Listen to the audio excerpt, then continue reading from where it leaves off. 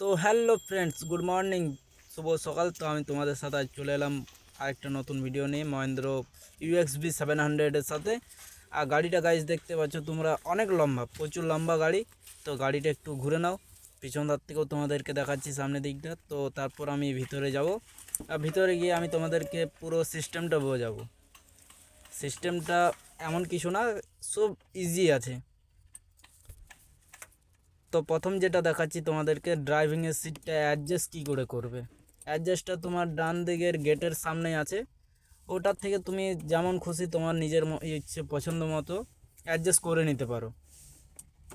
তারপর আমি চলে যাব তোমাদের ক্লাচ, এক্সিলেটার, ব্রেকের দিকে। ম্যানুয়াল গাড়িতে কী হয় যে তিনটে থাকে, ক্লাচ, ব্রেক, এক্সিলেটার। এখানে কিন্তু তোমরা দুটোই পাবে, একটা ব্রেক একটা এক্সিলেটার। আর ম্যানুয়াল গাড়ির থেকে যারা নেমে এসে অটোতে চাপো, তারা সবথেকে বড় ভুল করে যে একটা পা ব্রেকে দেয় একটা এক্সিলেটারে। ওই ভুলটা কিন্তু করা চলবে না, কারণ ওটাতে একটু ভয় ভয় আছে। তাই বাঁ পাটা সবসময় বাঁ দিকেই থাকবে, আর ডান পাটাই দুটোই কাজ করবে। আর স্টার্টের বাটনটা তোমরা ব্রেক দেবে, পুশ করে স্টার্ট করলেই স্টার্ট কিন্তু হয়ে যাবে। দেখো আমি তোমাদেরকে দেখাচ্ছি। এই যে আমি স্টার্ট করলাম, গাড়ি কিন্তু আমার স্টার্ট হয়ে গেছে। এখানে এখন পার্কিং মোডে আছে, পার্কিং মোডেই কিন্তু গাড়ি স্টার্ট হবে।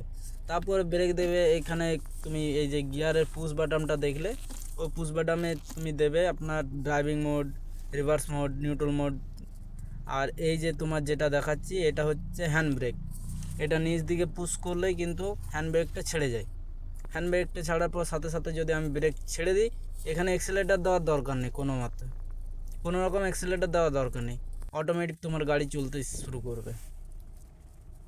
তো দেখতেই পাচ্ছ গাড়ি কিন্তু আমার চলা শুরু হয়ে গেছে।